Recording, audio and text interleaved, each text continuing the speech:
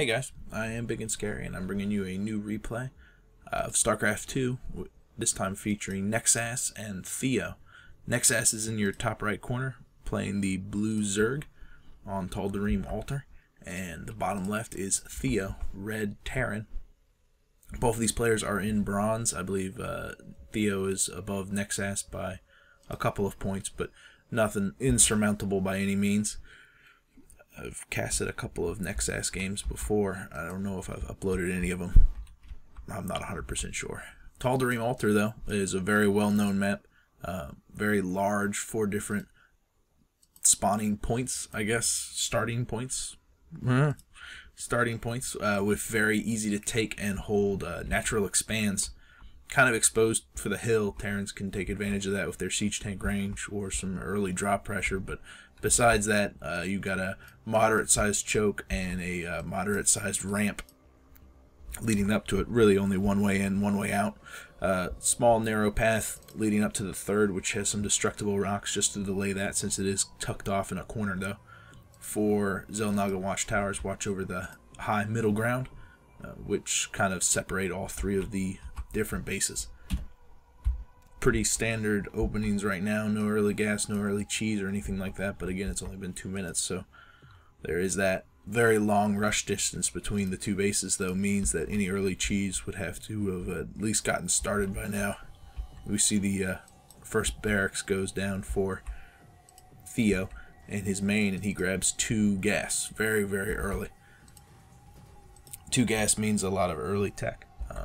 And with Nexas's first drone coming in and that wall off not complete, he's going to be able to see that there's 2 gas on their way, and with that barracks, he knows to expect some early tech, early upgrades, but just the barracks isn't quite enough for him to know 100% what Theo's game plan is. He does know that with that barracks and refinery down, that Theo's probably going to try some one-blaze play or something like that, so a spawning pool is definitely a good decision. Get that down just in case there's a proxy racks up in a dark corner somewhere. Early Reaper and whatnot make it difficult to take and hold that natural. Factory goes down, so it appears that Theo is going to go for some siege tanks or Hellion harass, with Nexas keeping his drone alive, even despite the Marine coming out. He's capable of seeing that factory, so he knows what to expect, or at least a couple of things to expect. Extractor's getting grabbed by Nexas. He's going to be answering back with some tech of his own. And it looks like he's saving up for that expansion with 400 minerals. Yep, there it is. Sending out that drone. He's going to grab that expansion. Probably won't have a difficult time holding it with just 1 barracks down and the factory finishing off. With the starport, the factory is probably going to start building a reactor or a tech lab, so that they can transfer them both. Get the starport with a reactor, maybe get a Viking out, double medevacs. No, Theo decides to build a Hellion, which, again, that early harassment, Hellions are pretty fast. They'll be able to close the gap between the 2 bases, mitigating that advantage that Nexas currently has. He's grabbing a Roach Warren, which is going to be very handy in dealing with the Hellions. They don't do nearly as much damage, and with the Roach's speed on creep, the advantage that Hellion has isn't as severe. And with Roaches having range, and with the range buff that the Queens have now, the Hellions shouldn't be that big of an issue for Nexas to hold. Grabbing the natural like that was probably a good decision. It'd be difficult for him to bust down this wall, especially with 3 Marines in place already. First medevacs beginning to is pretty much done, actually. Once it pops out, maybe we'll see a drop with the Hellions. Get the medevac to take the Hellions up behind enemy lines, to bypass kind of the 2 chokes and then the 3rd narrow one leading into the main, because the saturation here isn't nearly as good. Tech lab going down on the factory, so it looks like Theo's going to switch over, maybe get the blue flame upgrade for the Hellions, or go straight to the Marine siege tank, which has been so popular lately. engineering bay for some upgrades and another barracks, so it does appear that Theo's thinking about going back to the Marines. Marines are really just an excellent unit to have, one way or another. Very handy. Marines pushing out to punish that Overlord for spying.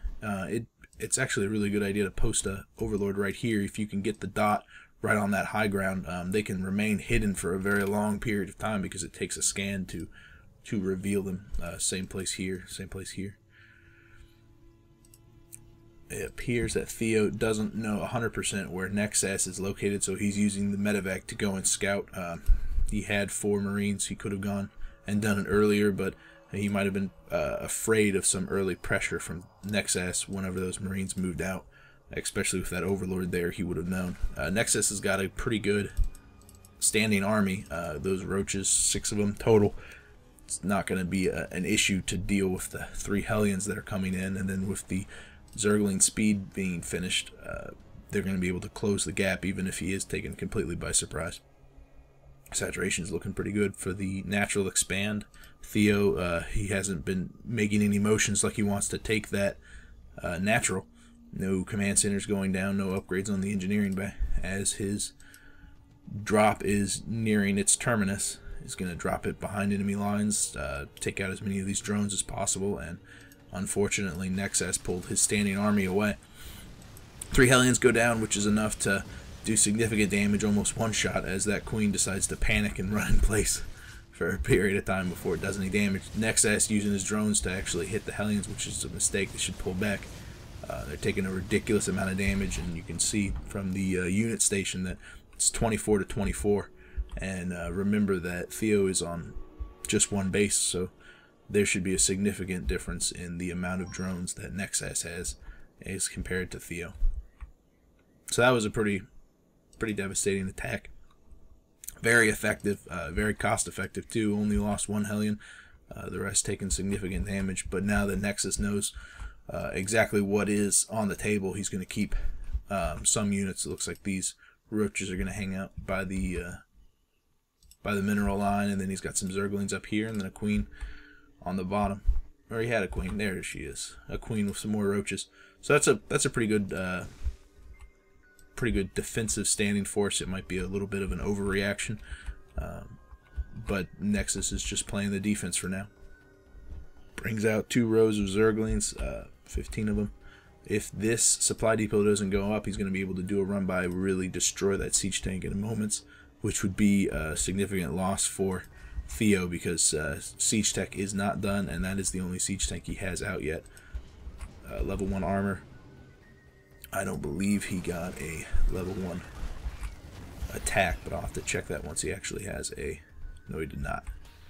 So those Zerglings actually decided to do a run by with all the Marines in the bunker. That's probably a good decision. Those Zerglings make it into the mineral line and are picking off a large number of SCVs, and now you can see that the worker count is 19 to 37, which is much more in favor of Nexas as he grabs that 3rd. We're just going to see that to continue to rise. The economic edge is definitely on Nexus's side of things. Stim and armor are coming down. I think Theo's going to have to work doubly hard to make up for the difference. Instead of getting all these barracks, it might have been wise to get a reactor to substitute several of them. Those reactors could come into play later if Theo wanted to double up on making some medevacs. Add-ons are just incredibly versatile, just because it doesn't really matter what you do later on in the game. You're going to need one type of add-on or another, and they really help with macro play. That's just a lot of barracks.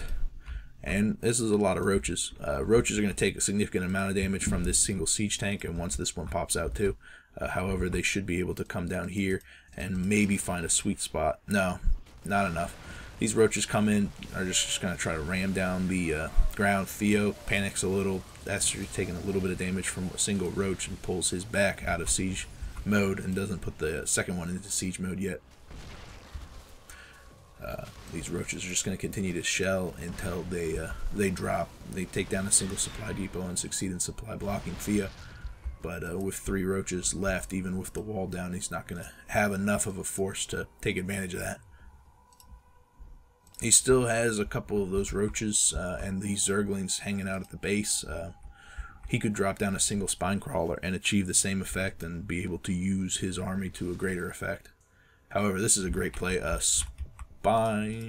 Spire's going down, which is great because basically Theo's got a single mineral line and that one's almost completely depleted. Once that goes down, he's going to be starving. If Nexas can succeed in decimating this probe line one more time, then he's really going to be just even farther ahead, even though he's on 3 bases to 1 base. If there's a single race that can punish another race for allowing them to turtle up, it's Terran with their siege tanks and their medevacs. They're pretty mobile. These Marines pushing out to kill these roaches. Evidently one got kited back. Maybe it was an SCV. Maybe Theo's thinking about taking this expansion. But with these Marines, they're going to be pretty easily take out the roaches that stand there. Missile turret comes up its position. Even though those mutas, they'll be able to swing down here and attack them from the south side. And that missile turret's probably not going to do anything until the SCVs take umbrella protection underneath it. Marines are waiting until the air support from the barracks, I guess, can pull in. As a command center goes down, these Marines really need to come up here and take out those roaches, but I don't think he knows they're there yet. It's a good idea for Theo to take that expansion, though, and it's a very good idea for Nexus to keep the pressure up. He does not want Theo to take a single other base. Combat shields are going down on the Marines as they all stem to take out the 2 roaches. I don't know 100% why he canceled that unless he caught wind of this attack. Command center's definitely going to go down from these roaches. And these Marines, since they've stemmed twice, are severely weakened.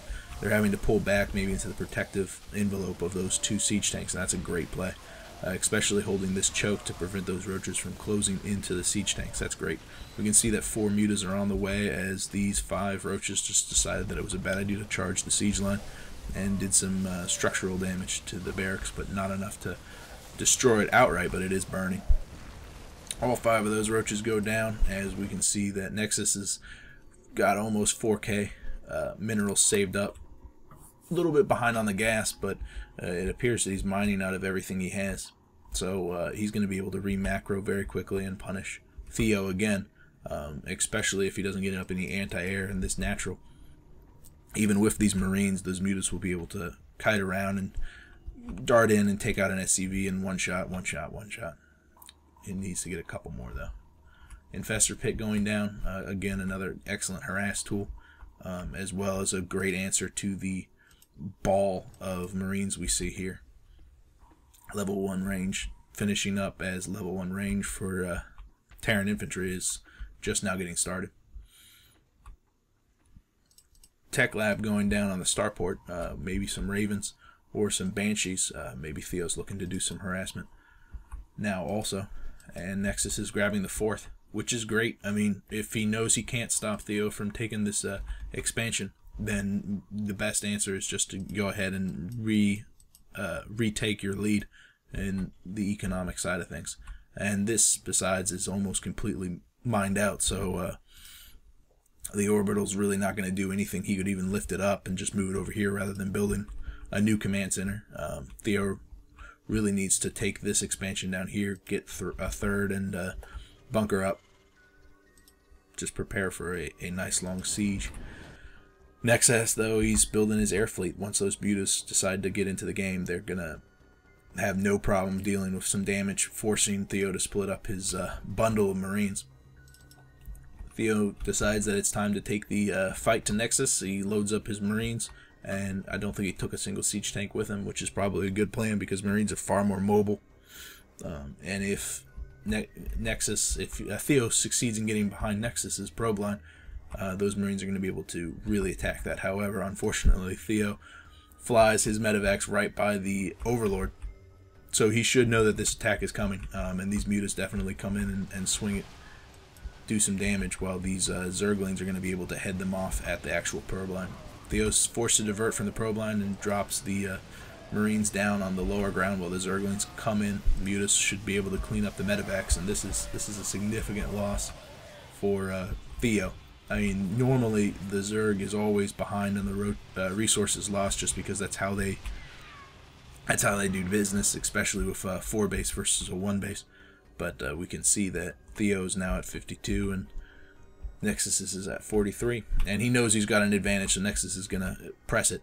You can see that he's floating 6,000 minerals, not a lot of gas. Really, Nexus could just 1A into the base and just keep creating Zerglings over and over and over again, or maybe even some Banelings to deal with these Marines.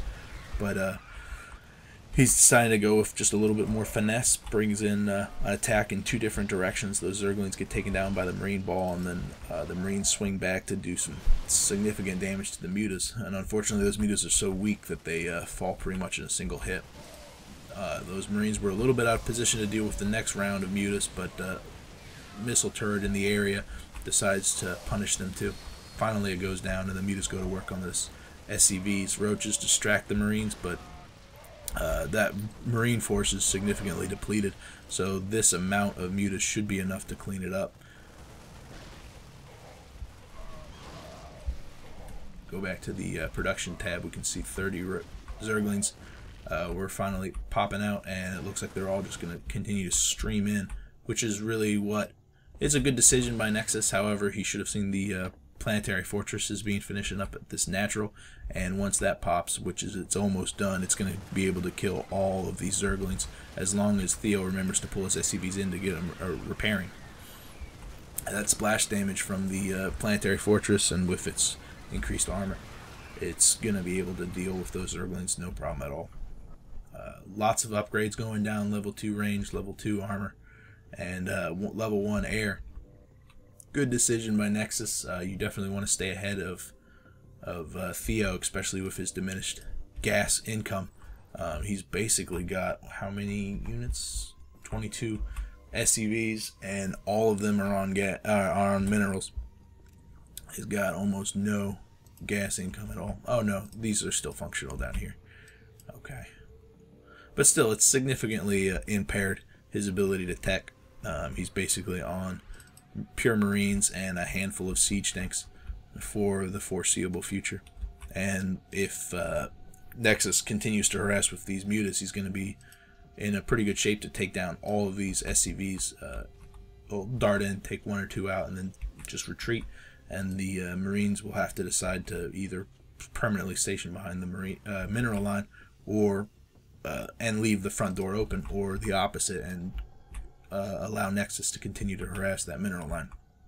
A Baneling nest going down, awesome. A great decision. Banelings would be able to just decimate all those Marines. A Baneling drop behind the mineral line would be awesome, because Banelings only need 2 seconds without those Marines to do all the damage they need to do. Mutas need a significantly longer amount of time, especially with their small amount of attack. But we can see that 28 roaches are coming out, so Nexus is just thinking about the Banelings right now. If he was really 100% convinced that it was the time to use Banelings, he would be making a lot more Zerglings and then just stationing them down somewhere around here so he can morph them in. But we can just see the sheer number of roaches is probably going to be enough to break this front line. There's a lot of Marines there, and again, half a dozen Banelings would be able to just destroy this, especially if some infestors were there to fungal them. But roaches are certainly more resilient, and they're going to be quite effective at dealing with this, especially with only a single siege tank there to do increased damage. Roaches swinging from the front while the mutas come in off the rear, just taking down some supply depots. It looks like he's expecting the mutas to take down the infrastructure, which isn't 100% effective. Those mutas should be used to come in, take out these SCVs. However, he's still doing damage, and he's doing damage to production facilities, which is never a bad thing. All these roaches fail, however, they succeeded in taking out the siege tank, which is quite an accomplishment. And only a handful of Marines are left. They continue to chip away at the Marines, who decided to swing back and take out the mutas, but the mutas were just, there's too many of them, and there's not enough Marines. Mutas succeed in taking down the factory, so no more siege tanks are coming out. for Theo. We can see the supplies are 50 to 170. This is only a matter of time. Really, Nexus just clinched this by keeping Theo on one base for so long and constantly macroing, constantly creating new units and new expansions. Really just took the game for him. He could have finished this a long time ago, but he might not have been as safe about it. I really don't feel like Nexus was ever in trouble because Theo was just never very successful with his harassment. All the mutants went down. It looks like they fell to that missile turret, but these roaches and zerglings are going to be quite effective at cleaning this up. Good game, Theo. Good game, Nexus. Thanks for posting this. I am Ibigandscary. That was it for me.